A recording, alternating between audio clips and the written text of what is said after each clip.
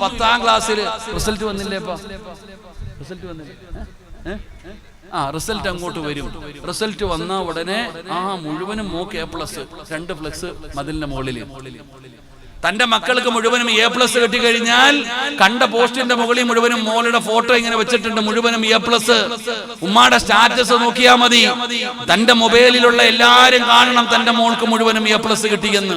എന്റെ പൊന്നാര ഉമ്മ, നിന്റെ മകൾക്ക് അള്ളാഹു കൊടുത്ത ഭാഗ്യം, ബുദ്ധിയുണ്ട്, കഴിവുണ്ട്, അവക്ക് A+ കിട്ടി, നീ ഗിഫ്റ്റ് വാങ്ങിച്ചു കൊടുക്കുക, നല്ല കാര്യം.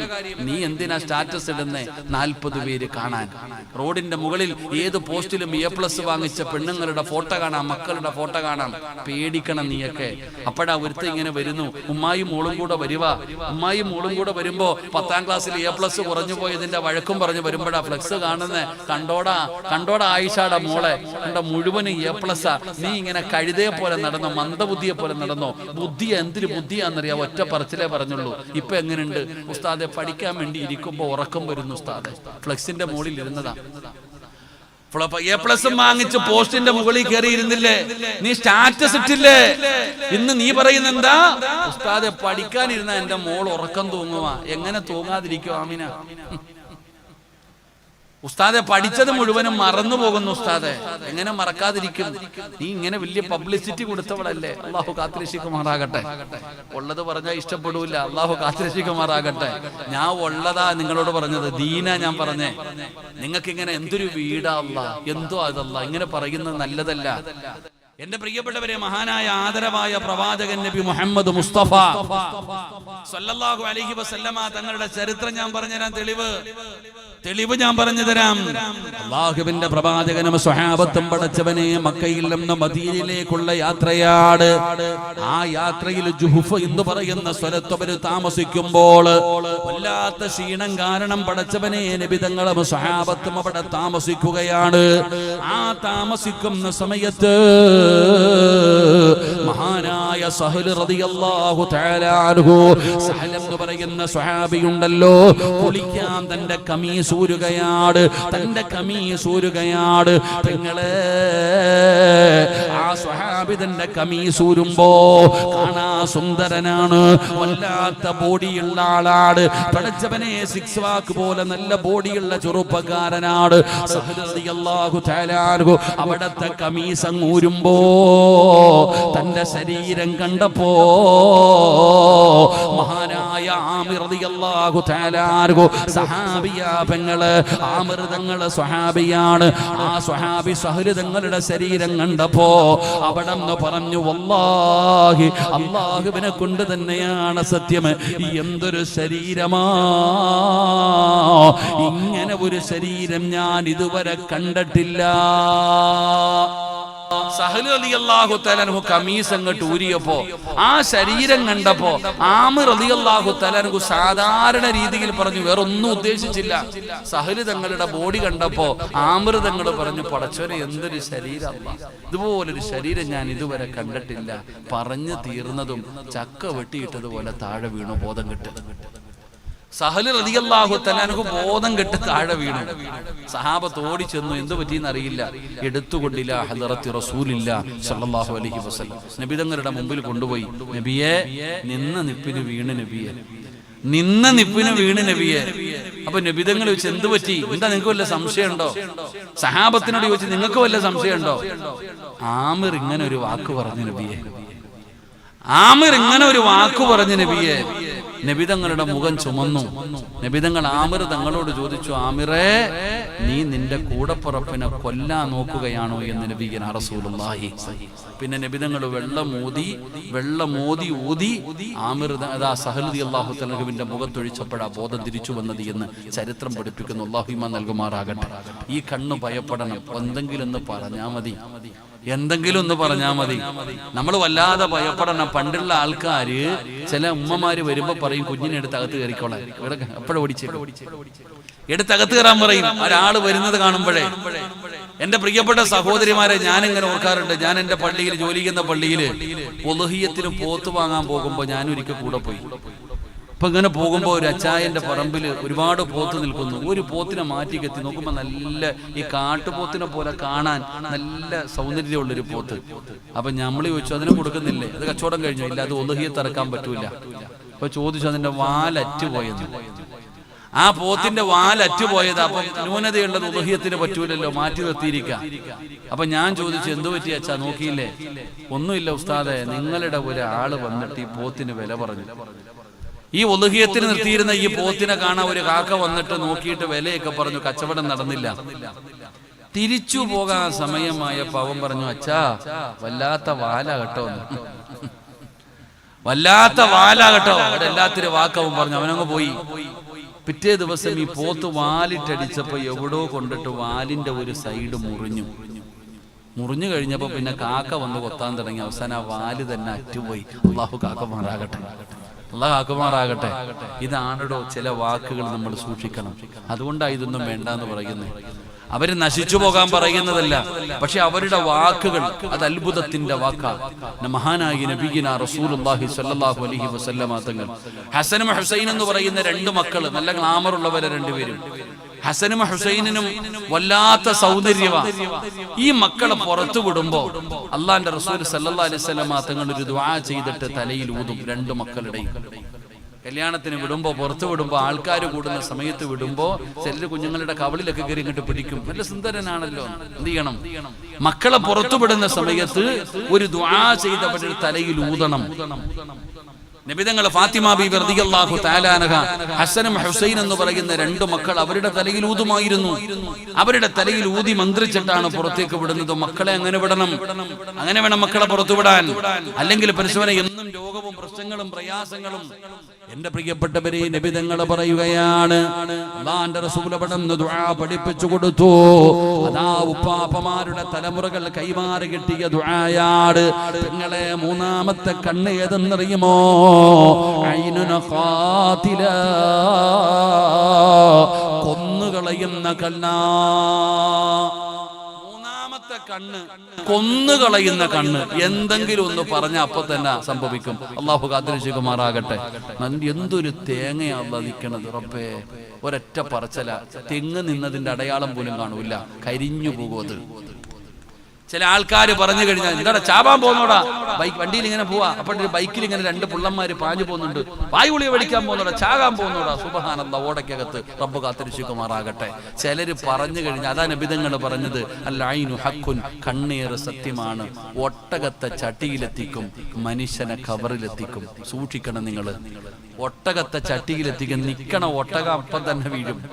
ഒട്ടകത്തെ ചട്ടിയിലെത്തിക്കും, മനുഷ്യനെ ഖബറിലെത്തിക്കും. എന്തിനാ മക്കളുടെ ഫോട്ടോ സ്റ്റാറ്റസ് ഇടുന്ന? എന്തിനാ? നിന്റെ ഇട്ടാ പോരെ? എടാ, എല്ലായിടത്തിന്റെ ഫോൺ എടുത്തൊക്കെ തുറക്കുമ്പോഴേ ചിരിച്ചുകൊണ്ട് നിൽക്കുന്ന മക്കൾ ഇങ്ങനെ നിൽക്കുന്നു. എന്തിനാ നിന്റെ ഫോട്ടോ ഇട്? പോയാ നീയല്ലേ പോത്തുള്ളൂ. എന്തിനാ മക്കളെ കളയുന്നേ? നിങ്ങളുടെ സ്റ്റാറ്റസ് എന്തിനാ മക്കളെ ഇടുന്നേ? എന്റെ പ്രിയപ്പെട്ടവരെ, നമ്മൾ സൂക്ഷിക്കേണ്ട കാര്യം, എന്തിനാ മക്കളുടെ സ്റ്റാറ്റസ്? നിന്റെ ഇട്, നീ നിന്റെ ഫോട്ടോ ഇട്. നിന്റെ ഫോൺ തുറന്ന ഉടനെ നിന്റെ ഫോട്ടോ കാണട്ടെ ഇങ്ങനെ നിൽക്കണത്. താത്ത ഇങ്ങനെ നിൽക്കണ ഫോട്ടോ ഇടാത്ത എന്താ? ഈ പിഞ്ചു മക്കളുടെ ഫോട്ടോ എന്തിനാ ഇടുന്നേ? ഇന്ന് കൊച്ചു കുട്ടികളുടെ വീഡിയോ ഇങ്ങനെ കളിക്കുന്നത്, അങ്ങനെ കളിക്കുന്ന, ഡാൻസ് കളിക്കുന്ന വീഡിയോ. അല്ലാഹു അഅലം. പടച്ചോൻ നമ്മളെ നന്നാക്കി തരുമാറാകട്ടെ. പേടിക്കണം മക്കളെ, പേടിക്കണം. അല്ലാഹു നമുക്ക് അല്ലാഹനെ സൂക്ഷിച്ച് ജീവിക്കാൻ ഭാഗ്യം തരുമാറാകട്ടെ. എന്റെ മക്കളുടെ ഫോട്ടോ എടുക്കാൻ പോലും ഞാൻ സമ്മതിക്കൂല ഒരാളും. എന്റെ 3 മക്കളുണ്ട്. 3 പേരെ ഇന്ന് വരെ ഒരു മനുഷ്യനും കണ്ടിട്ടില്ല. എന്റെ മക്കളുടെ ഫോട്ടോ പോലും എന്റെ ഫോണിൽ ആര് വന്നാലും ഞാൻ ഫോൺ എടുക്കാൻ കഴിയും. എന്തിനാ? അവന്റെ ആവശ്യം എന്താ? നമ്മുടെ മക്കളെ മറ്റുള്ളവരെ കാണിച്ചു കൊടുക്കേണ്ട കാര്യം എന്താ? എന്റെ പ്രിയപ്പെട്ടവരെ, നമ്മൾ സൂക്ഷിക്കേണ്ട. ഞാൻ പലരും വന്നപ്പോൾ എന്റെ ഉസ്താദ്, എല്ലാവർക്കും നിർബന്ധം ഉസ്താദിന്റെ കൂടെ നിർത്തി ഫോട്ടോ എടുക്കണോ? എന്നെ കൊണ്ട് എടുപ്പിക്കും. ഞാൻ പറയും, ആ പാപം നീ തീർത്തോണം, ഞാൻ ഏക്കൂല. എല്ലാരും എന്നെ കാണുമ്പോൾ കുഞ്ഞുങ്ങളെ നിർത്തിയിട്ട് ഫോട്ടോ എടുപ്പിക്കും, ഫേസ്ബുക്കിൽ എടുത്തിടും. അത് അവര് അവരെല്ലാം തീർത്തോണം. എനിക്കറിയില്ല. അള്ളാഹു നമുക്ക് ഈമാൻ തരുമാറാകട്ടെ. ആമീൻ പറ. അള്ളാഹു നമുക്ക് ഈമാൻ നൽകുമാറാകട്ടെ. ഈ ഫോട്ടോ ഒക്കെ എടുക്കുന്ന എന്തിനാ? എന്റെ ആവശ്യം എന്താ? അള്ളാഹു നമുക്ക് നൽകിയിരിക്കുന്ന മക്കൾ നമ്മുടെ അമാനത്തല്ലേ, നമ്മുടെ സൗഭാഗ്യമല്ലേ? ആ മക്കളെ പൊന്നുപോലെ നോക്കണം. അള്ളാഹു നമ്മുടെ മക്കളെയൊക്കെ നന്നാക്കി തരുമാറാകട്ടെ. അപ്പൊ ഞാൻ പറഞ്ഞു വന്നത്, എന്റെ പ്രിയപ്പെട്ട സഹോദരങ്ങളെ, നീ ഊട്ടി പോയാ നീ എന്തിനാ നാട്ടുകാരെ കാണിക്കുന്നത്? എടാ, നീ വീട് വെച്ച ബാത്റൂം വരെ നീ വീഡിയോ പിടിക്കും. ഞാനൊരു വീട് വെച്ചിട്ടുണ്ട്, കേറുന്നത് മുതൽ ബെഡ്റൂം മുതൽ അടുക്കള മുതൽ ബാത്റൂം വരെ നീ ഇങ്ങനെ സ്റ്റാറ്റസ് നടന്ന് പിടിച്ചിട്ട് ഇങ്ങനെ ഇട്ടിരിക്കുക. വീഡിയോ എല്ലാരും കാണണം, എന്റെ കൊട്ടാരം കാണണം. എങ്ങനുണ്ട് അതിനകത്ത് ഇപ്പോ? സുബ്ഹാനല്ലാഹ്. എങ്ങനെയുണ്ട് താത്ത? 2 കോടികൾ ചെലവഴിച്ച് കൊട്ടാരം വെച്ച് സ്റ്റാറ്റസ് ഇട്ടിട്ട് ഇപ്പൊ അതിനകത്ത് കീരിയും പാമ്പും കളി നടന്നുകൊണ്ടിരിക്കുക. അള്ളാഹു കാത്തിരക്ഷിക്കുമാറാകട്ടെ. സമാധാനമില്ല. എന്തിനാ നീ നാട്ടുകാരെ കാണിക്കുന്നത്? അതൊക്കെ നമ്മൾ ഇതിനോട് ആഗ്രഹിക്കുന്ന വേറെ പല കാര്യങ്ങൾ. അതുകൊണ്ട് തന്നെയാണ് നമ്മൾ അനുഭവിക്കുന്നത്. പലതും സൂക്ഷിക്കണം. അതാ പറഞ്ഞത്, എല്ലാ കാര്യങ്ങളും എല്ലാവരോടും പറയാൻ പാടില്ല. ചിലതൊക്കെ മറച്ചു വെക്കണം. വാതോരാതെ പറഞ്ഞുകൊണ്ട് നടക്കേണ്ട കാര്യങ്ങളല്ല. അള്ളാഹു നമ്മളെ നന്നാക്കി തരുമാറാകട്ടെ. എന്റെ പ്രിയപ്പെട്ട സഹോദരങ്ങളെ, വാപ്പ എന്ന് പറഞ്ഞാൽ എങ്ങനെയായിരിക്കണം? മഹാനായ യാക്കൂബ് നബി അലൈഹിസ്സലാം എന്റെ പ്രിയപ്പെട്ട സഹോദരങ്ങളെ മക്കളോട് പറഞ്ഞു കൊടുത്തതാണ്. അതാ ഖുർആനാ പറയുന്നത് കൊണ്ട് ഞാൻ നിർത്തുകയാണ്. പെങ്ങളെ, മക്കളെ നല്ലതുപോലെ വളർത്തു. മക്കള് അള്ളാഹു നമുക്ക് നൽകിയിരിക്കുന്ന അമാനത്താ. ആ അമാനത്തായി നൽകിയിരിക്കുന്ന മക്കളെ കുറിച്ച് പഠിക്കാൻ തയ്യാറാകൂ. അവർക്ക് അല്ലാഹുവിനെ കുറിച്ച് പറഞ്ഞു കൊടുക്ക്. ഇന്നത്തെ മക്കൾക്ക് അല്ലാഹുവിനെ കുറിച്ച് അറിയില്ല, അവർക്ക് പേടിയില്ലടോ. അല്ലാഹുവിനെ കുറിച്ച് അറിയാത്തത് കൊണ്ടാണ് അവർക്ക് പേടിയില്ലാത്തത്. എന്തും ചെയ്യാൻ അവർ തയ്യാറാവുകയാണ്. ഇട്ടുകൊണ്ട് ഹിജാബ് ഇട്ടുകൊണ്ട് ഏത് തോന്നിമാസവും കാണിക്കുകയാണ്. പടച്ചവനെ, നടു റോഡിൽ നിന്ന് റീലെടുക്കുന്ന കാലമാണ്. ഇന്നും ഞാൻ ആലപ്പുഴ റെയിൽവേ സ്റ്റേഷനിൽ വരുമ്പോ എത്രയോ പേര് നിരന്നിരിക്കുന്ന റെയിൽവേ സ്റ്റേഷനിൽ പടച്ചവനെ 6 പെണ്ണുങ്ങളുടെ റീല് നടക്കുകയാ. അത്രയും പേര് പരസ്യമായിരിക്കുമ്പോ ഏതോ പാട്ടിട്ടുകൊണ്ട് ഡാൻസ് ചെയ്യുന്നു. എന്തൊക്കെ വൃത്തികെട്ട വീഡിയോകളാണ്. മുസ്ലിം പെൺകുട്ടികള് നിസ്കാര കുപ്പായം ഇട്ടുകൊണ്ട് കോമഡി കാണിക്കുന്ന കാലമല്ലേ. ഫർദ ധരിച്ചുകൊണ്ട് സിനിമാ തിയേറ്ററിന്റെ ഉള്ളിൽ പോയിരുന്ന് ആമീൻ ആമീൻ എന്ന് പറയുന്ന വീഡിയോ പിടിച്ചു ഷെയർ ചെയ്യുന്ന മക്കളുടെ കാലമാ. പെങ്ങളെ, എവിടേക്കാ പോകുന്നത്? അള്ളാഹുണ്ടെന്നുള്ള ചിന്തയില്ലാതെ പോകുന്നല്ലോ. അതുകൊണ്ട് എന്റെ പ്രിയപ്പെട്ടവരോട് പറയുന്ന, ഒരു വാപ്പ മക്കൾക്ക് അല്ലാഹുവിനെ കുറിച്ച് പഠിപ്പിച്ചു കൊടുക്കണമെന്നാ. ആരാ അല്ലാഹ് എന്ന് പഠിപ്പിച്ചു കൊടുക്ക്. അല്ലാഹുവിനെ കുറിച്ച് പഠിപ്പിച്ചു കൊടുത്താ നന്നാകും പെങ്ങളെ, നന്നാകും വാപ്പാ. ഒരാളുടെ ഹൃദയത്തിന്റെ അകത്ത് അല്ലാഹ് കേറിയ പടച്ചവനെ ഭയം കേടി വരികയാണ്. അല്ലാഹുവിനെ മാത്രം അവർക്ക് മതിയാവുകയാണ്. പെങ്ങളെ, സുലൈഖ ബീവിയെ വല്ലാതെ ഇഷ്ടപ്പെടുന്നവരല്ലേ. ഈജിപ്തിലെ കൊട്ടാരത്തിലെ സുലൈഖ എന്ന് പറയുന്ന പെണ്ണിന്റെ ചരിത്രം കേൾക്കാറ്, യൂസുഫ് എന്ന് പറയുന്ന ചെറുപ്പക്കാരനെ പ്രണയിച്ച സുലൈഖയുടെ ചരിത്രം കേൾക്കാറ് വല്ലാതെ ഇഷ്ടപ്പെടുന്ന പെങ്ങളെ. യൂസുഫ് എന്ന് പറയുന്ന ചെറുപ്പക്കാരനെ കൊട്ടാരത്തിന്റെ അകത്ത് വിളിച്ചു കയറ്റിയിട്ട് തന്റെ മാറിടത്തിലേക്ക് പേച്ച് ചേർത്ത് പിടിച്ചിട്ട്, എനിക്ക് നിന്നെ ഇഷ്ടമാടാ, എന്റെ ആഗ്രഹമൊന്ന് സാധിപ്പിച്ചതാടാ എന്ന് പറഞ്ഞ യൂസുഫിനെ അതാ ചേർത്ത് പിടിച്ച സുലൈഖാര് വല്ലാതെ ഇഷ്ടപ്പെടുന്ന പെങ്ങളെ. യൂസുഫിനെ കേറി പിടിച്ച സുലൈഖാനയല്ലേ നിനക്കറിയോ? യൂസുഫിനെ കേറി പിടിച്ച സുലൈഖാനയല്ലേ നിനക്കറിയോ? എന്നാ സുലൈഖ ആരാണെന്ന് നിനക്കറിയോ? ആ സുലൈഖയുടെ ചരിത്രം പഠിക്കണം പെങ്ങള്. താൻ ആഗ്രഹിച്ച ചെറുപ്പക്കാരനെ കിട്ടാതെ വന്നപ്പോ ജയിലറയിൽ അടച്ച സുലൈഖാനയല്ലേ നിനക്കറിയോ? എന്നാ സുലൈഖയുടെ ചരിത്രം വായിച്ചു നോക്ക്. കൊല്ലങ്ങൾ കഴിഞ്ഞു, യൂസുഫ് ജയിൽ മോചിതനായി, ഈജിപ്തിന്റെ ഭരണാധികാരിയായി. ഈ സുലൈഖാന യൂസുഫ് എന്ന് പറയുന്ന ചെറുപ്പക്കാരൻ തന്നെ വിവാഹം കഴിക്കുകയാ. യൂസുഫ് നബിയുടെയും സുലൈഖ ബീവിയുടെയും പ്രണയ പാട്ട് കേൾക്കാനൊക്കെ വലിയ ഇഷ്ടമല്ലേ? എന്നാ സുലൈഖയുടെ ഒരു ചരിത്രമുണ്ട് പെങ്ങളെ. സുലൈഖ യൂസുഫിനെ കയറി പിടിച്ചു, ജയിലിലടച്ചു. അതൊക്കെ ശരി തന്നെ. കൊല്ലങ്ങൾ കഴിഞ്ഞിട്ട് സുലൈഖാനെ യൂസുഫ് തന്നെ വിവാഹം കഴിച്ചു. അങ്ങനെ രണ്ടുപേരും വിവാഹമെല്ലാം കഴിഞ്ഞിട്ട് മണിയറയിൽ ചെന്നപ്പോ ഈ സുലൈഖ ബീബി റളിയല്ലാഹു തആല അൻഹ യൂസുഫ് നബി അലൈഹിസ്സലാമുമായിട്ട് സഹകരിക്കുന്നില്ല. വലിയ സ്നേഹമൊന്നും വലിയ പരിഗണനയൊന്നും പഴയ ഇതൊന്നും കാണിക്കുന്നില്ല. അപ്പൊ യൂസുഫ് നബി സുലൈഖാനോട് ചോദിച്ചു, സുലൈഖ, എന്ത് പറ്റിയിടി നിനക്ക്? അള്ളാഹു ഹറാമാക്കിയ സമയത്ത് നീ എന്നെ കേറി പിടിച്ചവളാ. എന്റെ മുമ്പിൽ ഒരു നാണമില്ലാതെ നീ എന്റെ അടുക്കൽ വന്ന് യാചിച്ചവളാ. ഇന്ന് എന്തും ചെയ്യാൻ അള്ളാഹു എനിക്ക് അനുവാദം തന്നിട്ടുണ്ട്. നീ എന്റെ ഭാര്യ. നീ എന്താ എന്നെ കാണുമ്പോ ഇങ്ങനെ ഒഴിഞ്ഞൊഴിഞ്ഞ് നടക്കുന്നേ? സുലൈഖ ബീവി റളിയല്ലാഹു തആല പറഞ്ഞ മറുപടി എന്തെന്നറിയോ? യൂസുഫേ, അന്ന് എന്റെ ഹൃദയം മുഴുവനും നീ ആയിരുന്നു. നിന്നോടുള്ള പ്രണയമായിരുന്നു. നിന്നോടുള്ള സ്നേഹമായിരുന്നു. എന്റെ ഹൃദയം മുഴുവനും നീ മാത്രമേ ഉണ്ടായിരുന്നുള്ളൂ യൂസുഫേ. അതാ ഞാൻ അന്ന് അങ്ങനെ ചെയ്തേ. പക്ഷെ ഇന്ന് നീയല്ല എന്റെ ഹൃദയത്തിൽ. സുലൈഖ പറയാ, ഇന്നെന്റെ ഹൃദയത്തിന്റെ അകത്ത് നീയല്ല, ഇന്നെന്റെ ഹൃദയത്തിന്റെ അകത്ത് പടച്ച റബ്ബാ സുലൈഖ. സുലൈഖ പറയാ, ഇന്നെന്റെ ഹൃദയത്തിന്റെ ഉള്ളിൽ മുഴുവനും അല്ലാഹുവാ, ആ അല്ലാഹുവിനോടുള്ള സ്നേഹമാ. അതുകൊണ്ടാ യൂസുഫ് എനിക്ക് നിന്റെ അടുത്ത് പഴയതുപോലെ സഹകരിക്കാൻ കഴിയാത്തത്. അള്ളാനെ കുറിച്ച് പഠിക്കു പെങ്ങളെ. ഇന്നത്തെ കുട്ടികൾക്കൊന്നും അള്ളാനെ വിശ്വാസമില്ല.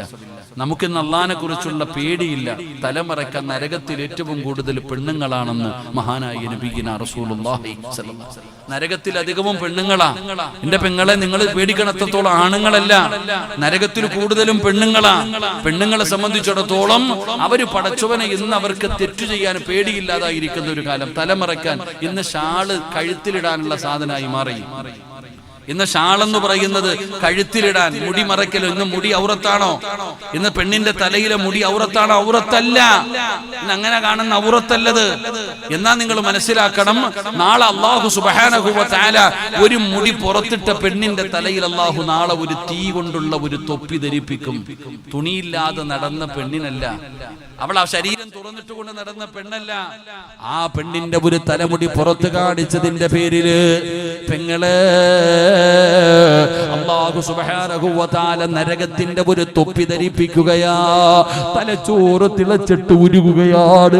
അവരുടെ തലച്ചോറുണ്ടല്ലോ, അവരുടെ മുഖത്തെ മാംസങ്ങളുണ്ടല്ലോ, മുഖത്തുകൂടെ ഇങ്ങനെ ഒഴുകുന്ന രീതിയിൽ നാളെ ഒരു തൊപ്പി അല്ലാഹു ധരിപ്പിക്കുമെന്ന് നബി തങ്ങൾ പഠിപ്പിക്കുമ്പോ പെങ്ങളെ മുടി തുറന്നിട്ട് കൊണ്ട് നടക്കുന്നത് അത്ര നല്ല സ്വഭാവമല്ല. അത് ഔറത്താ പെങ്ങള്, അത് ഔറത്താ പെങ്ങള്. പറഞ്ഞു കൊടുക്കണം ഭർത്താക്കന്മാര്, പറഞ്ഞു കൊടുക്കണം മാതാപിതാക്കള്. അല്ലാഹുവിന്റെ പ്രവാചകന്റെ സ്വഹാബിയാണ് സയ്യിദുനാ ഉസ്മാൻ ഇബ്നു അഫ്ഫാൻ. നബി തങ്ങളുടെ 2 പെൺമക്കളെ വിവാഹം കഴിക്കാൻ ഭാഗ്യം കിട്ടിയ സ്വഹാബി ഉസ്മാൻ റളിയല്ലാഹു തആല അൻഹു. പാപ്പാ, നാട്ടുകാരെ നന്നാക്കാൻ നടന്നാ പോരാ, സ്വന്തം മക്കളെ തെറ്റു ചെയ്യുന്നത് കണ്ടാ തിരുത്തി കൊടുക്കട്. തലമറയ്ക്കാതെ മുടി പുറത്തിട്ട് കൊണ്ട് നടക്കുന്ന പൊന്നുമോളോട് ഔറത്ത് മറയ്ക്കടി എന്ന് പറഞ്ഞു കൊടുക്കൽ നിന്റെ ബാധ്യതയാ, നിന്റെ കടമയാ. ഇല്ലെങ്കിൽ അല്ലാഹു നിന്നെ വെറുതെ വിടൂല. നിന്റെ ഭാര്യ തലമറയ്ക്കാതെ നടക്കുമ്പോ, ഔറത്ത് മറയ്ക്കാതെ നടക്കുമ്പോ അത് തെറ്റാണെന്ന് പറഞ്ഞു കൊടുത്തില്ലെങ്കിൽ നീ എത്ര വലിയ കുത്തുബുൽ അഖ്താബാണെങ്കിലും അല്ലാഹു വെറുതെ വിടൂല. മഹാനായ ഉസ്മാൻ ഇബ്നു അഫ്ഫാൻ റളിയല്ലാഹു തആല അൻഹു വീട് ശത്രുക്കൾ വളർന്നിരിക്കുകയാണ്. പുറത്തിറങ്ങാൻ സമ്മതിക്കുന്നില്ല, പള്ളിയിൽ പോകാൻ സമ്മതിക്കുന്നില്ല, രാജ്യം ഭരിക്കാൻ സമ്മതിക്കുന്നില്ല. വീടിന്റെ അകത്ത് തടങ്കലിൽ വെച്ചിരിക്കുകയാണ്. പുറത്തിറങ്ങിയ കൊല്ലുമെന്ന് പറഞ്ഞിട്ട് ശത്രുക്കൾ നിൽക്കുകയാ. ഉസ്മാൻ തങ്ങൾ വീടിന്റെ അകത്തിരുന്ന് നിസ്കരിച്ചു. ഖുർആൻ ഓതുന്ന പെങ്ങള്, ഖുർആൻ ഓതുന്ന പെങ്ങള്. ഖുർആൻ ഓതിക്കൊണ്ടിരിക്കുന്ന സമയത്ത് ശത്രുക്കൾ വീടിന്റെ അകത്തേക്ക് പാഞ്ഞു കയറുകയാണ്. അവസാനം പടച്ചവനെ വീടിന്റെ അകത്തേക്ക് ശത്രുക്കൾ പാഞ്ഞു കയറിയിട്ട് ഉസ്മാൻ റളിയല്ലാഹു തആല അൻഹുവിനെ വാളുകൊണ്ട് വെട്ടുകയാണ്. തന്റെ പ്രിയപ്പെട്ട ഭർത്താവിനെ കണ്ണിന്റെ മുമ്പിലിട്ട് വെട്ടി കൊല്ലുന്നത് കണ്ടപ്പോ, പെണ്ണാണല്ലോ നായില ബീവി റളിയല്ലാഹു തആല അൻഹ, ഒരു പെണ്ണാണല്ലോ, തന്റെ ഭർത്താവിനെ വാളുകൊണ്ട് വെട്ടുന്നത് കണ്ടപ്പോ ചാടി എഴുന്നേറ്റ് ഇങ്ങനെ പിടിക്കുകയാണ്. ചാടി എഴുന്നേറ്റ് തന്റെ വാളിലേക്ക് ഇങ്ങനെ പിടിക്കുകയാണ്. ഉസ്മാൻ റളിയല്ലാഹു തആല അൻഹു തന്റെ പ്രിയപ്പെട്ട ഭാര്യ വാളിൽ പിടിച്ചുകൊണ്ട് കരയുന്നത് കണ്ടപ്പോ അവിടെ നിന്ന് വിളിക്കുന്നു, നായില, നായില. ഉസ്മാൻ തങ്ങൾ കരഞ്ഞുകൊണ്ട് വിളിക്കുകയാണ്, നായില, എന്നെ വിട്ടേക്ക് നായില, എന്നെ വിട്ടേക്ക് നായില. അവരെന്തു വേണമെങ്കിലും എന്നെ ചെയ്തോട്ടെ, എനിക്ക് പേടിയില്ല നായില, എനിക്ക് സങ്കടമില്ല നായില. എനിക്ക് പേടി നിന്റെ കാര്യത്തിലാണ്, എനിക്ക് ഭയം നിന്റെ കാര്യത്തിലാണ്. എന്താണ് ഭയമെന്നറിയുവോ? നായില ബീവി റളിയല്ലാഹു തആല അൻഹ വെപ്രാളത്തിൽ ചാടി എഴുന്നേറ്റപ്പോൾ, വെപ്രാള വെപ്രാളത്തിൽ ചാടി എഴുന്നേറ്റപ്പോ നായില ബീവിയുടെ തലയിലിട്ടിരുന്ന തുണിയൊന്ന് പുറകിലേക്ക് മാറിയുമ്മ. ഒരു മുടി ഇങ്ങനെ പുറത്തു കിടക്കുകയാണ്, അല്പം മുടി ഇങ്ങനെ പുറത്തു കിടക്കുകയാണ്. ഉസ്മാൻ റളിയല്ലാഹു തആല അൻഹു വെട്ടുകൊണ്ട് മരണത്തോട് മല്ലടിക്കുന്ന സമയത്ത് അവിടെന്ന് പറഞ്ഞു, നായില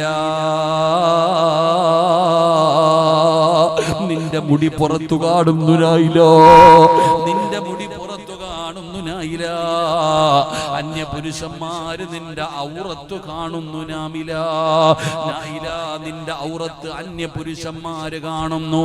മാറിടമല്ല, വയറല്ല, വേറെ ഭാഗമൊന്നുമല്ല. നായില ബീവിയുടെ ഒരു തലമുടി ഇങ്ങനെ പുറത്ത് കണ്ടപ്പോ ഉസ്മാന് തങ്ങൾ പറയുന്നു, അന്യ പുരുഷന്മാര് നിന്റെ ഔറത്ത് കാണുന്നു. അല്ലാഹുവിനെ പേടിക്ക്, അല്ലാഹുവിനെ പേടിക്ക്, എനിക്ക് പേടിയാനായില്ല, എന്നെ വിട്ടേക്ക് നായില, തലമറയ്ക്കു നായില.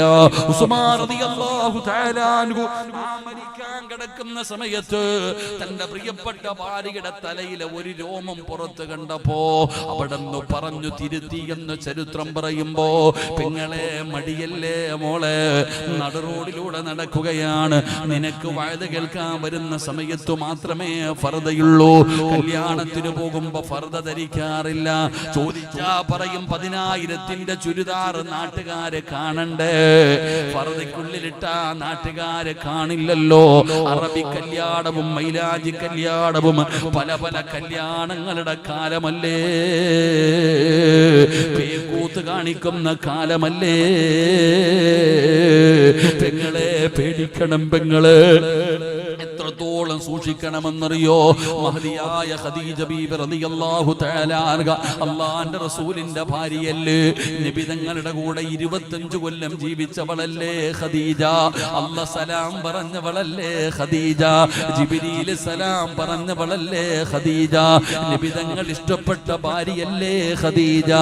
ആ ഖദീജ ബീബി റളിയല്ലാഹു തആല അൻഹയോട് നബി തങ്ങളുടെ മലക്കുകൾ വന്നെന്ന് പറഞ്ഞപ്പോ നബി തങ്ങളോട് ചോദിച്ചു, ജിബ്രീലിനെ എത്ര പ്രാവശ്യം കണ്ടിട്ടുണ്ട് നബിയെ? മലക്കുകളെ എപ്പോഴും കാണാറുണ്ടല്ലോ നബിയെ. നബി തങ്ങൾ പറഞ്ഞു, കാണാറുണ്ട് ഖദീജ. യാ റസൂലല്ലാഹ്, എനിക്കും ആഗ്രഹമുണ്ട് നബിയെ, എനിക്കും ആഗ്രഹമുണ്ട് നബിയെ, എനിക്കും മലക്കുകളെ കാണണം നബിയെ. അതുകൊണ്ട് യാ റസൂലല്ലാഹ്, ഇനി മലക്കുകൾ വരുമ്പോ എന്നോടൊന്ന് പറയണേ നബിയേ. റഹ്മത്തിന്റെ മാലാകമാര് വരുമ്പോ എനിക്കൊന്ന് കാണണം നബിയെ, അതുകൊണ്ട് ഇനി വരുമ്പോ എന്നോട് പറയണേ നബിയെ. ഒരു ദിവസം അല്ലാഹുവിന്റെ റസൂല് പറഞ്ഞു, ഖദീജ റഹ്മത്തിന്റെ മലക്കുകൾ വരുന്നു ഖദീജ, കാണണമെങ്കിൽ കണ്ടോ ഖദീജ. അല്ലാഹുവിന്റെ റസൂൽ അവിടെന്ന് പറയുകയാണ്, റഹ്മത്തിന്റെ മാലാകമാര് മുത്തുനബിയുടെ മുമ്പിലേക്ക് കടന്നു വന്നു, അവിടെന്ന് തിരിച്ചുപോയി, അവിടെന്ന് തിരിച്ചുപോയി. നബി തങ്ങൾ ചോദിച്ചു, ഖദീജ മലക്കുകളെ കണ്ടോ ഖദീജ, മലക്കുകളെ കണ്ടോ ഖദീജ? യാ റസൂലല്ലാഹ്, കാണാൻ പറ്റിയില്ല നബിയേ, കാണാൻ പറ്റിയില്ല നബിയേ. ഖദീജ കരയുകയാണ്. അല്ലാഹുവിന്റെ റസൂൽ ചോദിച്ചു, നിനക്ക് കാണാൻ പറ്റിയില്ലേ? ഇല്ല നബിയേ, ഇല്ല നബിയേ. എന്തെങ്കിലും തെറ്റ് ചെയ്തോ ഖദീജ, എന്തെങ്കിലും തെറ്റ് ചെയ്തോ ഖദീജ? ഇല്ല നബിയേ, എന്നെ കുറിച്ച് അറിയില്ലേ നബിയേ. റസൂലുള്ളാഹി തങ്ങൾ അല്പസമയം കഴിഞ്ഞിട്ട് അവിടെന്ന് പറഞ്ഞു, ഖദീജ നിന്റെ ഒരു തലമുടി പുറത്തു കാണുന്നു ഖദീജ. കല്യാണ വീട്ടിലല്ല, പുറത്തല്ല, സ്വന്തം വീടിന്റെ അകത്ത് ഭർത്താവിന്റെ ചാരത്തു നിന്നപ്പോൾ തലയിലെ ഒരു മുടി രോമം പുറത്തു കണ്ടതിന്റെ പേരിൽ റഹ്മത്തിന്റെ മാലാകമാരെ കാണാൻ പറ്റിയില്ലെന്ന് ചരിത്രം പറയുമ്പോ, പെങ്ങളെ ഇനിയുള്ള പോകുന്ന കാലമെങ്കിലും അല്ലാഹുവിനെ ഭയന്ന് ജീവിക്ക്. നിന്ന നിപ്പിന് മനുഷ്യന്മാര് വീണു മരിച്ചു പോകുന്ന കാലമാണ്. അപകടങ്ങളും മാരക രോഗങ്ങളും വർദ്ധിച്ചു കൊണ്ടിരിക്കുകയാണ്. അതുകൊണ്ട് അല്ലാഹുവിനെ കുറിച്ച് ഭയന്ന് ജീവിക്ക്. പഠിക്കടാ ചെറുപ്പക്കാരാ, അല്ലാഹുയാരാണെന്ന് പഠിക്ക്. അല്ലാഹുയാരാണെന്ന് പഠിച്ചാ നിനക്ക് വല്ലാത്ത ധൈര്യമാണ്. നിന്റെ പേടി പോവുകയാണ്, നിന്റെ ടെൻഷൻ പോവുകയാണ്. പടച്ചവനെ, ഈ സമുദായത്തിൽ ആത്മഹത്യ വല്ലാതെ വർദ്ധിച്ചു കൊണ്ടിരിക്കുകയാണ്. നേരത്തെ പേടിയായിരുന്നു ആത്മഹത്യ ചെയ്യാൻ, ഈ ഉമ്മത്തിന് വല്ലാത്ത പേടിയായിരുന്നു. ഇന്ന് മൊബൈൽ കൊടുത്തില്ലെങ്കിൽ വഴക്ക് പറഞ്ഞാൽ ആത്മഹത്യ ചെയ്യുന്ന കാലമാണ്. 10ാം ക്ലാസ്സിൽ തോറ്റുപോയാൽ ആത്മഹത്യ ചെയ്യുന്ന കാലമാ. മക്കളെ, എത്ര വലിയ പാപമാണെന്നറിയോ? എന്റെ ചെറുപ്പക്കാരോട്, എന്റെ പെൺകുട്ടികളോട് പറയുകയാ, നബിതങ്ങൾ പറഞ്ഞു സ്വർഗ്ഗം ഹറാമാ. എന്നെല്ലാം ആത്മഹത്യ വല്ലാതെ ഉമ്മത്തിൽ വർദ്ധിക്കുന്നു. അല്ലാഹു കാക്കുമാറാകട്ടെ. ഒരിക്കലും സ്വർഗത്തിൽ പോകാത്ത ഒരു മനുഷ്യനാരാ? ഒരു കാലത്തും സ്വർഗത്തിൽ പോകാത്ത ഒരു മനുഷ്യനാരാ? സ്വർഗം അവന് ഹറാമാ.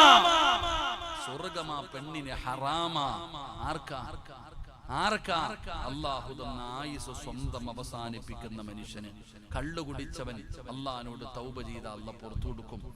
വ്യഭിചരിച്ചവൻ അല്ലാഹുവിനോട് തൗബ ചെയ്ത അല്ലാഹു പുറത്തു കൊടുക്കും. നീ എത്ര വലിയ പാപം ചെയ്താലും അല്ലാഹുവിന്റെ മുമ്പിൽ പശ്ചാത്തപിച്ചു മടങ്ങിയാൽ അല്ലാഹുവിന് പുറത്തു കൊടുക്കുമെന്ന് അല്ലാഹുവിന്റെ വിശുദ്ധ ഖുർആൻ. അല്ലാഹു ഈമാൻ തരുമാറാകട്ടെ. ഉറക്കെ പറ, ഈമാൻ തരുമാറാകട്ടെ. ഈ തൂങ്ങിച്ചത്തവൻ എവിടെ പോയിട്ടാ തൗബ ചെയ്യുന്നേ? ചത്തുപോയവൻ എവിടെ തൗബ ചെയ്യാനാ? വ്യഭിചരിച്ചവൻ തൗബ ചെയ്ത അല്ലാഹു പുറക്കും. അവന് തൗബ ചെയ്യാൻ സമയമുണ്ട്. കള്ളു കുടിച്ചവന് തൗബ ചെയ്യാൻ സമയമുണ്ട്. ആത്മഹത്യ ചെയ്തവന് തൗബയില്ലടോ, ചത്തില്ലേ? അവൻ ചത്തുപോയവൻ എങ്ങനെ തൗബ ചെയ്യാനാ? നബിതങ്ങളുടെ കാലഘട്ടത്തിൽ വാളുപോലെയുള്ള ഒരു ആയുധം കൊണ്ട് ഒരു സഹാബി ആത്മഹത്യ ചെയ്തു. മയ്യത്ത് കൊണ്ടുവച്ചപ്പോ നബിതങ്ങൾ പറഞ്ഞു, ആരെങ്കിലും നിസ്കരിച്ചോളാൻ. ഞാൻ നിസ്കരിച്ചിട്ട് കാര്യമൊന്നുമില്ല. അതാ മനസ്സിലാക്കണ്ടേ. അല്ലാഹുവിന്റെ റസൂൽ സല്ലല്ലാഹു അലൈഹി വസല്ലം തങ്ങളുടെ സഹാബത്തിനോട് പറഞ്ഞു, ആരെങ്കിലും നിസ്കരിച്ചു കൊള്ളാൻ. ഇത് നമ്മുടെ മക്കൾക്ക് പഠിപ്പിച്ചു കൊടുക്ക്. അല്ലാഹുവിനെ കുറിച്ച് മനസ്സിലാക്കാനുള്ള മനസ്സ് നമ്മുടെ മക്കൾക്ക് ഉണ്ടാകണം. അല്ലാഹു നമ്മളെയൊക്കെ നന്നാക്കി തരുമാറാകട്ടെ. അതുകൊണ്ട് എന്റെ പ്രിയപ്പെട്ടവരെ, ഇന്നത്തെ കുട്ടികൾക്ക് വല്ലാത്ത വാശിയാ. വെക്കേഷന്റെ സമയവാ. എന്റെ ഉമ്മമാരോട് പറയുന്നു, റോഡ് സൈഡിൽ നോക്കുമ്പോ കാണാം ഉപ്പിലിട്ട നാരങ്ങ, ഉപ്പിൽ മാങ്ങ ഇട്ടിട്ട് കച്ചവടം നടത്തുക, പൈനാപ്പിൾ കച്ചവടം. സുബ്ഹാനല്ലാഹ്.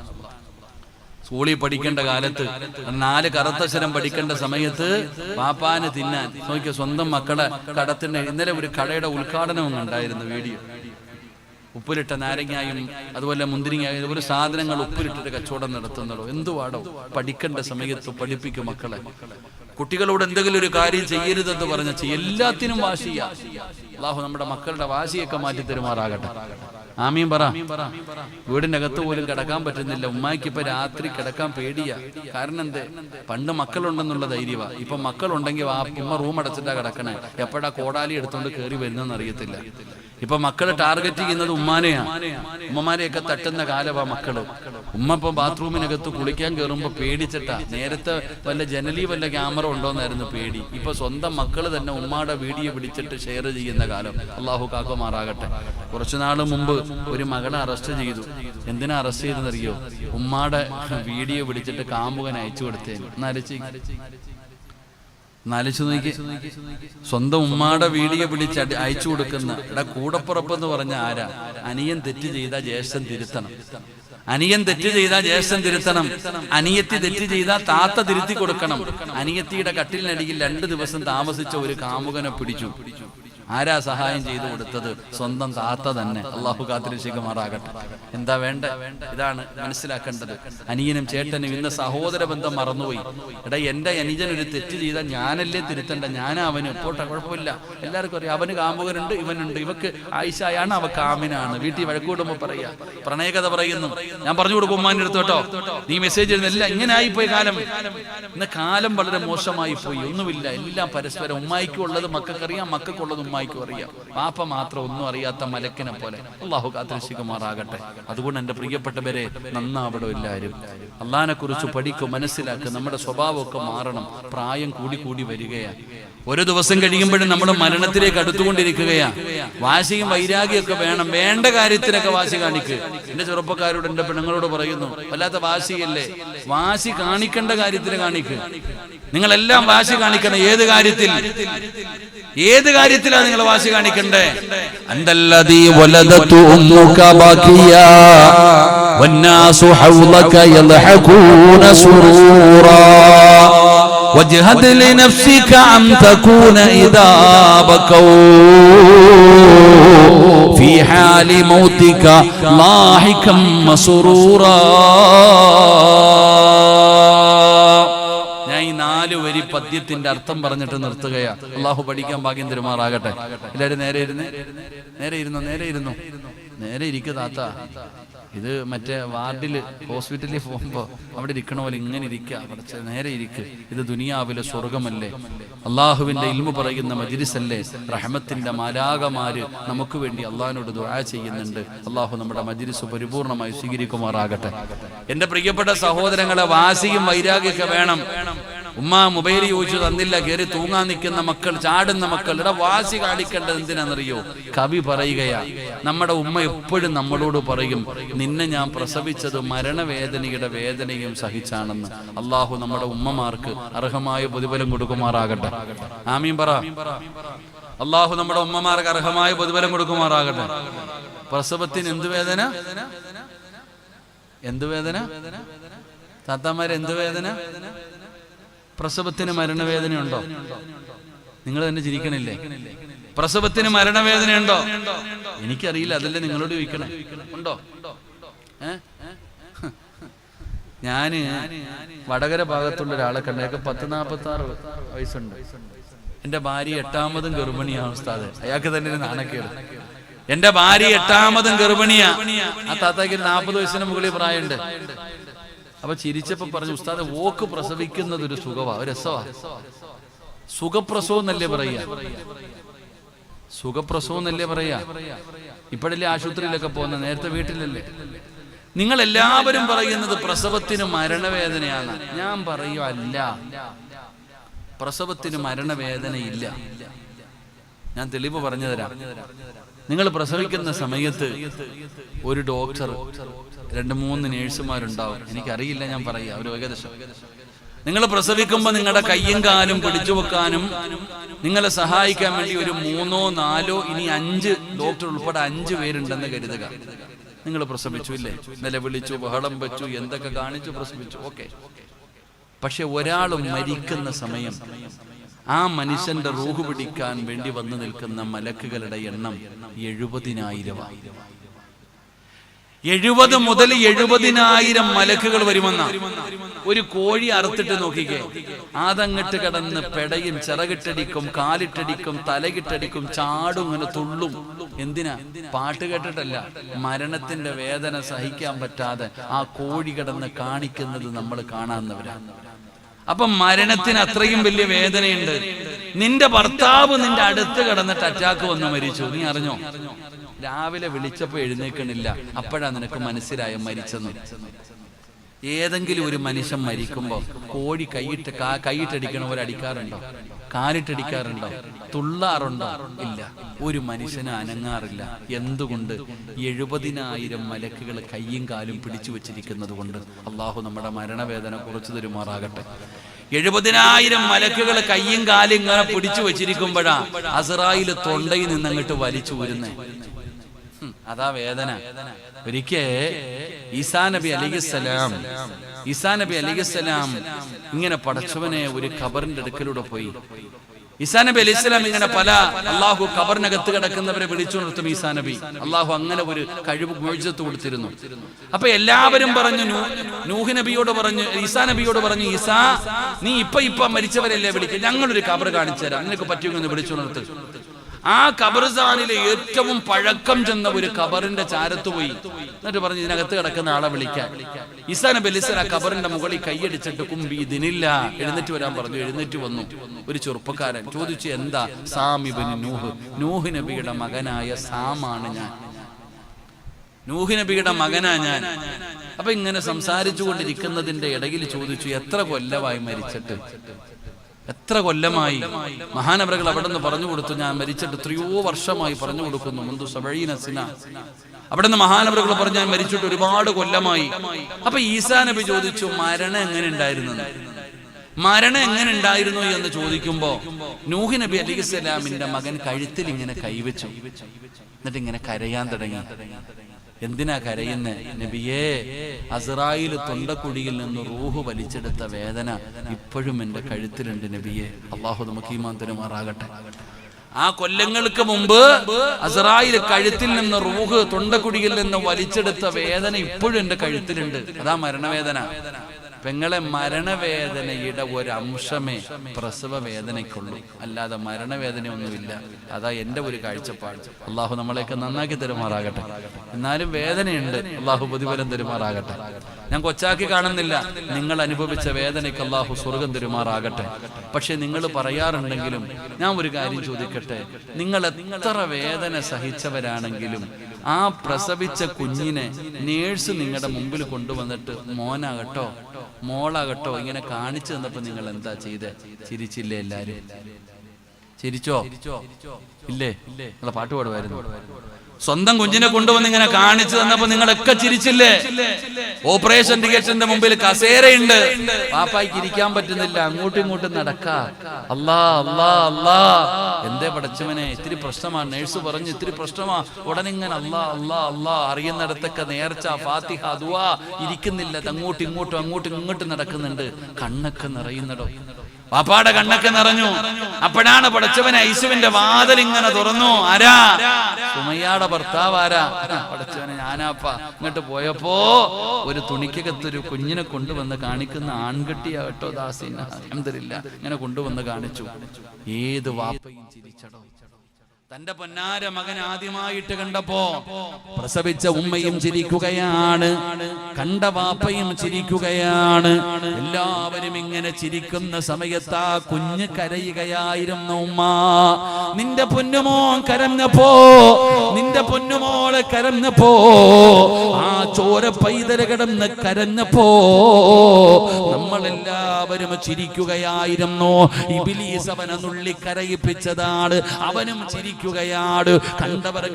കണ്ടവരെല്ലാവരും ചിരിക്കുന്നു. ഡോക്ടറും നേഴ്സും കുടുംബക്കാര് വാപ്പയും ഉമ്മയും എല്ലാവരും ചിരിക്കുകയാണ്. എല്ലാവരും ചിരിച്ചപ്പോ നമ്മൾ ഓരോരുത്തരും കരയുകയായിരുന്നു. നമ്മൾ കരഞ്ഞപ്പോ ഇവരെല്ലാവരും നമ്മുടെ മുഖത്ത് നോക്കി ചിരിച്ചു. അന്തല്ലദീ വലദതു ഉമ്മുക ബകിയാ വന്നാസു ഹൗലക യൽഹഖൂന സുറൂറാ. നമ്മളെല്ലാവരും കരഞ്ഞപ്പോ കരുണ കാണിക്കാതെ എല്ലാവരും നമ്മുടെ മുഖത്ത് നോക്കി ചിരിച്ചടോ. അതുകൊണ്ട് മക്കളെ, ധൈര്യമുണ്ടോടാ ചെറുപ്പക്കാരാ? പെങ്ങളെ, തന്റെ ഇടമുണ്ടോ പൊന്നുമോള്? നീ കരഞ്ഞ സമയത്ത് നിന്റെ മുഖത്ത് നോക്കി ചിരിച്ചവരോട് വജ്ഹദിലി നഫ്സിക അൻ തകൂന ഇദാ ബകൂ ഫീ ഹാലി മൗതിക ലാഹികം മസ്റൂറാ. നീ കരഞ്ഞ സമയത്ത് ചിരിച്ചവരോട് പ്രതികാരം ചെയ്യടാ. ഈ ഇരിക്കുന്ന ഓരോ ആണിനോടും പറയുകയാണ്, നീ കരഞ്ഞ സമയത്ത് ചിരിച്ചവരോട് പ്രതികാരം ചെയ്യ്. അത് ഉമ്മയാണോ, ഉപ്പയാണോ, കുടുംബക്കാരാണോ, ആരാണോ ചിരിച്ചത്, നീ അവരോട് പ്രതികാരം ചെയ്യ്. ഉമ്മാടെ നട്ടല് ചവിട്ടി ഒടിച്ചിട്ടല്ല, വാപ്പാന അടിച്ചിറക്കിയിട്ടല്ല. എങ്ങനെയാണ് പ്രതികാരം ചെയ്യേണ്ടതെന്നറിയോ? ഇവിടത്തെ പള്ളിയുടെ മിനാരത്തിൽ ഒരു ദിവസം വിളിച്ചു പറയുമല്ലോ, ഇന്നാ ലില്ലാഹി വ ഇന്നാ ഇലൈഹി റാജിഊൻ. നിന്റെ വീട്ടിൽ പടച്ചവനെ ഒരു ദിവസം ഇവിടത്തെ പള്ളിയിൽ വിളിച്ചു പറയുമല്ലോ. എല്ലാവരും അറിയുകയാണ്, എല്ലാവരും നിന്റെ മരണ വാർത്ത അറിയുകയാണ്. എല്ലാവരും വീട്ടിലേക്ക് ഓടുകയാണ്. ടാർപ്പ കെട്ടുകയാ, കസേര നിരത്തുകയാ, വീടിന്റെ പരിസരത്ത് അടുപ്പ് കൂട്ടിയിട്ട് ചൂടുവെള്ളം തയ്യാറാവുകയാ. എല്ലാവരും പള്ളിയിൽ ഖബറ് കുടിക്കാൻ തുടങ്ങി. കഫൻ തുണി വാങ്ങിക്കാൻ ആള് പോയി. എല്ലാവരും വിളിച്ചു പറയുന്നു, ഇന്ന സമയത്താണ് ഖബറടക്കുന്നത്. എല്ലാവരും വീട്ടിലേക്ക് തേടി വരികയാണ്. പൊന്നുമോനെ, അതാ എടുത്തുകൊണ്ട് പോയിട്ട് അതാ വീടിന്റെ ഒരു ഭാഗത്ത് കൊണ്ടുപോയി നിന്നെ കടത്തുമടാ ചെറുപ്പക്കാരാ. മോനെ വസ്ത്രങ്ങൾ അടിച്ചു മാറ്റും മോരെ, നഖത്തിനടിയിൽ അഴുക്കുകൾ എടുത്തു കളയുകയാണ്, നജസ്സുകൾ ഒഴിവാക്കുകയാണ്, നിന്നെ നല്ലതുപോലെ ചൂടുവെള്ളത്തിൽ കുളിപ്പിക്കുകയാണ്, സുഗന്ധമിട്ട വെള്ളമൊഴിക്കുകയാ. അനങ്ങാതെ കിടക്കുന്ന ഒരു സമയമാ മക്കളെ, ഞാനും നിങ്ങളും ചലിക്കാതെ മിണ്ടാതെ കിടക്കുന്ന ഒരു സമയമാ മോനെ. അങ്ങനെ ഒരു രംഗം നമ്മുടെ വീട്ടിൽ വരാനുണ്ട്. സിറാജിന്റെ അടുക്കൽ വരുമല്ലോ, നിങ്ങൾ ഓരോരുത്തരുടെയും വീട്ടിൽ ഇതുപോലെ ഒരു ദിവസം വരുമല്ലോ. ചലിക്കാൻ പറ്റാതെ മിണ്ടാതെ കടന്നു കൊടുക്കുന്ന ദിവസം. അങ്ങനെ സുഖമുള്ള സുഗന്ധമിട്ട വെള്ളമൊഴിച്ചു, നല്ലതുപോലെ ഒന്നുപെടുപ്പിച്ചു, തുടച്ചു വൃത്തിയാക്കുകയാണ്. പടച്ചവനെ വെള്ളത്തുണിക്കകത്തു പൊതിയുകയാണ്. ഒരാള് വന്നിട്ട് പറയുന്നു, എല്ലാവരും മാറാറ്.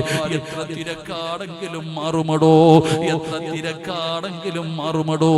എല്ലാവരും അവിടെ നിന്ന് മാറുകയാണ്, എല്ലാവരും മാറുകയാണ്. 3 കഷ്ണം പടച്ചവനെ നമ്മളെ പതുക്കെ ചുമന്നു കൊണ്ടുവരികയാണ്. കൊച്ചുകുട്ടികളെ കൊണ്ടുവരുന്നത് പോലെ ചുമന്നു കൊണ്ടുവന്ന് വിരിച്ചിട്ടിരിക്കുന്ന 3 കഷ്ണം തുണിയുടെ മുകളിലേക്കും മലർത്തിക്കിടത്തുകയാണ്. എന്തൊരു തിരക്കെന്നറിയുവോ. നമ്മുടെ വീട്ടിൽ അതുപോലെ ഒരിക്കലും ആള് കൂടിയിട്ടില്ല, ഒരാളെയും വിളിച്ചില്ല, ഒരാളോടും പറഞ്ഞില്ല. എല്ലാരും വിളിക്കാതെ തന്നെ ഓടി വന്നിരിക്കുകയാണ്. അപ്പോഴാണ് ചോദിക്കുന്നു, പഞ്ഞി എവിടെ? എന്തിനാ പഞ്ഞി ചോദിക്കുന്നതെന്നറിയോ? മൂക്കിന്റെ ദ്വാരം പഞ്ഞി കൊണ്ടടയ്ക്കുന്നേ, കാണേണ്ടവർ കണ്ടോ, ഇതാ പൊതിയുന്നേ. അല്ലാഹുവേ, അല്ലാഹുവേ, ഓരോരുത്തരുടെയും മൂക്കിന്റെ ദ്വാരത്തിൽ പഞ്ഞി വെക്കുകയാണ്. അല്ലാ, കാണേണ്ടവരൊക്കെ കണ്ടോ, കാണേണ്ടവരൊക്കെ കണ്ടോ. എല്ലാവരും തിരക്ക് കൂട്ടുകയാണ്. അവസാനമായി നിന്നെയൊന്നു കാണാൻ എല്ലാവരും തിരക്ക് കൂട്ടുമ്പോ കവി പറയുന്നടാ, ചെറുപ്പക്കാരാ, ധൈര്യമുണ്ടോടാ നിനക്ക്? ധൈര്യമുണ്ടോടാ ചെറുപ്പക്കാരാ? പെങ്ങളെ ധൈര്യമുണ്ടോ പൊന്നുമോളെ? വജ്ഹദിലി നഫ്സിക അൻ തകൂന ഇദാ ബകവൂ ഫീ ഹാലി മൗതിക ലാഹികം മസ്റൂറാ. അല്ലാഹുവേ, ആരോ പറയുന്നുണ്ട്, ജനാസ പൊതിയാൻ വരട്ടെ, ജനാസ പൊതിയാൻ വരട്ടെ. സിറാജിനെ കാണാൻ ഉമ്മ വരുന്നുണ്ട്. അവസാനമായി എൻ്റെ മാതാവ് എൻ്റെ ജനാസ കാണാൻ വരികയാണ്, എൻ്റെ ഭാര്യ വരികയാണ്, എൻ്റെ കൂടപ്പിറപ്പ് വരികയാണ്, എൻ്റെ കുടുംബക്കാര് വരികയാണ്. ആരോ താങ്ങിപ്പിടിച്ചുകൊണ്ട് സിറാജിന്റെ ജനാസ കാണാൻ എൻ്റെ ഉമ്മ ഇങ്ങനെ അടുത്തേക്ക് വരുന്നു. തളർന്ന ശരീരവുമായി, പടച്ചവനെ ഹൃദയം പൊട്ടുന്ന വേദനയുമായി, കണ്ടടങ്ങൾ നിറഞ്ഞു ഒഴുകുകയാണ്. സമവിട്ട ഉമ്മയും പൊന്നുമകനെ എന്നെ കൈവിട്ടു പോന്നോ കാണലെന്ന പൊന്നേ. പൊട്ടിക്കരഞ്ഞുകൊണ്ട് എൻ്റെ ഉമ്മാനെ എൻ്റെ പരിസരത്തേക്ക് കൊണ്ടുവരുമ്പോ, എൻ്റെ മകനെ ഞാനൊന്ന് കാണട്ടെ, എൻ്റെ പൊന്നുമോനെ ഞാനൊന്ന് കാണട്ടെ എന്ന് പറഞ്ഞുകൊണ്ട് എൻ്റെ മുഖത്തിട്ടിരിക്കുന്ന വെള്ളത്തുണി ഉയർത്തുമ്പോ, മോനേ മോനേ എന്ന് പറഞ്ഞുകൊണ്ട് എൻ്റെ ഉമ്മ കരയുകയാണ്. പടച്ചവരെ, എല്ലാവരും കരയുകയാണ്. എല്ലാവരും കരയുമ്പോ ഉമ്മാനോട് ചോദിക്കണം, ഉമ്മാ, ഉപ്പാ, എന്റെ മുഖത്ത് നോക്കുവാപ്പാ, എന്റെ മുഖത്ത് നോക്കുമ്മ. നിങ്ങളെല്ലാവരും ഇന്ന് കരയുകയാ, ഇന്ന് നിങ്ങളെല്ലാവരും നെഞ്ചു പൊട്ടിയിട്ട് കരയുകയാണ്. എന്റെ മുഖത്ത് നോക്കി എന്തൊരു പ്രകാശമാവുമ്മ. ഉമ്മ, എന്റെ മുഖത്തേക്ക് നോക്ക്. ഉപ്പാ, എന്റെ ചുണ്ടിലേക്കൊന്ന് നോക്കുവാപ്പാ. അന്ന് ഞാൻ കരഞ്ഞപ്പോ നിങ്ങളെല്ലാവരും എന്റെ മുഖത്ത് നോക്കി ചിരിച്ചില്ലേ ഉപ്പാ? ആ ചോരക്കുഞ്ഞായ ഞാൻ വല്ലാതെ വേദനിച്ച് കരഞ്ഞപ്പോ നിങ്ങളെല്ലാവരും ചിരിക്കുന്ന മുഖത്തോടെ എന്റെ മുഖത്ത് നോക്കിയവരാണ്. ഇന്ന് നിങ്ങളെല്ലാരും കരയുന്നു, ഇന്ന് നിങ്ങളെല്ലാരും കരയുന്നു. ഞാൻ ചിരിക്കുന്നു വാപ്പാ, ഞാൻ ചിരിക്കുന്നു ഉമ്മ, ഞാൻ ചിരിക്കുന്നു കൂടപ്പിറപ്പ്. സാക്ഷാൽ ഇബ്ലീസ് പോലും ഇന്ന് വീടിന്റെ അകത്തിരുന്ന് കരയുകയാണ്. അതുകൊണ്ട് മക്കളെ, മരിക്കാൻ കിടക്കുമ്പോ മരിച്ചു വീടിന്റെ അകത്ത് തുണിയുടെ അടിയിൽ കിടന്ന് ചിരിക്കടാ. ധൈര്യമുണ്ടെങ്കിൽ കാണാൻ വരുന്നവര് മുഴുവനും പറയണം, ഇങ്ങനെ മരിക്കണം, ഇങ്ങനെ മരിക്കണം. ഇതിനാ മരണമെന്ന് പറയുന്നത് എന്ന് ജനങ്ങൾ പറയുകയും കൊതിക്കുകയും ചെയ്യുന്ന ഒരു മരണത്തിനു വേണ്ടി പരിശ്രമിക്കുക സഹോദരാ. അതുകൊണ്ട് എന്റെ പ്രിയപ്പെട്ടവരോട് പറയുകയാണ്, എപ്പോഴെവിടെ വെച്ചാ മരണം വരുന്നതെന്നറിയില്ല. ഓരോ ദിവസവും മരണവാർത്ത കേൾക്കുന്നവരാണ്, മാരക രോഗങ്ങളെ കുറിച്ച് കേൾക്കുന്നവരാണ്. അല്ലാഹുവേ, ഞങ്ങളുടെ ആഖിബത്ത് നന്നാക്കണേ അല്ലാ. നല്ല മരണം തരണേ അല്ലാ. എന്റെ പ്രിയപ്പെട്ടവരെ, ഓരോ വർഷവും ഇവിടെ കടന്നു വരുമ്പോ, ഓരോ വഴുത് കഴിഞ്ഞ അവസാന ദിവസം പിരിയുമ്പോഴോ നമ്മൾ ഒരുപാട് നന്മകൾ ചെയ്യുന്നവരാണോ, എന്തെങ്കിലുമൊക്കെ സഹായം ചെയ്യുന്നവരാണോ? ഇൻഷാ അല്ലാഹ് ദുആ ചെയ്യാൻ പോവുകയാണ്. ഒരുപാട് കാരുണ്യ പ്രവർത്തനങ്ങൾ നടത്തുന്ന, ഇവരെ പ്രതീക്ഷിച്ച് കഴിയുന്ന ഒരുപാട് കുടുംബങ്ങളുണ്ടല്ലോ.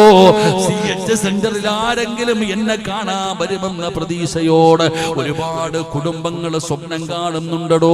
പടച്ചവരെ, പാവങ്ങളെ സഹായിക്കുന്നവരല്ലേ, രോഗികൾക്ക് താങ്ങാകുന്നവരല്ലേ, പടച്ചവനെ, കിടന്ന കിടപ്പിൽ കിടന്ന് മലമൂത്ര വിസർജനം നടത്തുന്നവർക്ക്, അല്ലാഹുവേ, എഴുന്നേക്കാൻ കഴിയാത്തവർക്ക് പടച്ചവനെ കട്ടിൽ വാങ്ങിക്കൊടുക്കുന്നു, ബെഡ് വാങ്ങിക്കൊടുക്കുന്നു, ഓക്സിജൻ സിലിണ്ടർ വാങ്ങിക്കൊടുക്കുന്നു, പടച്ചവനെ വാക്കർ വാങ്ങിക്കൊടുക്കുന്നു, വീൽ ചെയർ വാങ്ങിക്കൊടുക്കുന്നു, മരുന്ന് വാങ്ങാൻ ഓരോ മാസവും അവരവരെ കൊണ്ട് കഴിയുന്നത് കൊടുക്കുന്നു. പടച്ചവനെ, ഇതുപോലെയുള്ള ഒരുപാട് നല്ല കാര്യങ്ങൾ ചെയ്യുന്ന ഈ പാവങ്ങളെ നമ്മൾ മറന്നു പോകരുത് സഹോദരാ. പടച്ചവനെ, എന്ത് കിട്ടിയാലും ഓരോ മാസവും ലക്ഷങ്ങളാണ് അവർക്ക് വേണ്ടത്. ഓരോ വർഷവും ലക്ഷക്കണക്കിന് രൂപകളാണ് പാവങ്ങൾക്ക് ചെലവഴിക്കുന്നത്. ഇതെല്ലാം കണ്ടിട്ട് നമ്മൾ കാണാത്തവരെ പോലെ നടക്കാൻ പാടില്ല. അതുകൊണ്ട് എന്റെ പ്രിയപ്പെട്ടവരോട് ദുആ ചെയ്യാൻ പോവുകയാണ്. ആരോടും പറഞ്ഞു വെച്ചിട്ടില്ല. സ്വർണ്ണമല്ല വേണ്ടത്, ഓരോ പവൻ വെച്ച് തരാനല്ല ഞാൻ പറയുന്നത്. പെങ്ങളെ, പെങ്ങളെ, പെങ്ങളെ, രോഗം പിടിച്ചു കിടക്കുന്നവരെ നിങ്ങളല്ലേ നോക്കാറുള്ളത്. അവരുടെ പ്രയാസങ്ങൾ നിങ്ങൾക്കറിയുമല്ലോ, അവരുടെ ബുദ്ധിമുട്ടുകൾ നിങ്ങൾക്കറിയുമല്ലോ. അതുകൊണ്ട് അൽഹംദുലില്ലാഹ്, ഞാൻ ആരോടും പറഞ്ഞു വെച്ചിട്ടില്ല, ചാടി എഴുന്നേറ്റ് പറയാൻ ആളെ നിർത്തിയിട്ടില്ല. അല്ലാഹുവാണ് മനസ്സ് കൊടുക്കുന്നത്, പടച്ച റബ്ബാണ് മനസ്സ് കൊടുക്കുന്നത്.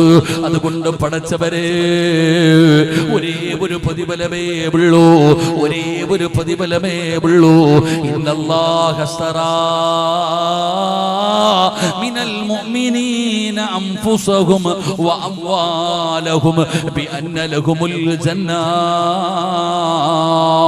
സ്വർഗമാ ഉമ്മമാര്, സ്വർഗമാ ഉപ്പമാര്, സഹോദരാ സ്വർഗമാ മോര്, അല്ലാഹു പറയുന്ന സ്വർഗം തരാമെന്ന്.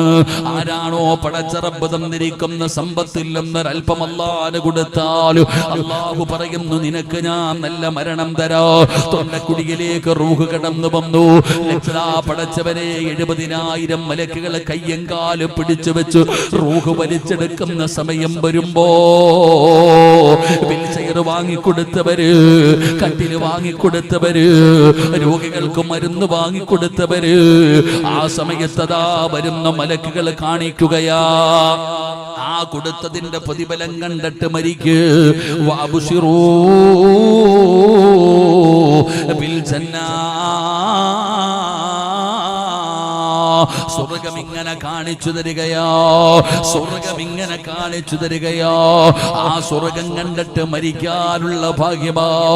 നല്ല മരണം വെറുതെ കിട്ടില്ല വാപ്പാ, നല്ല മരണം വെറുതെ കിട്ടില്ല പെങ്ങള്.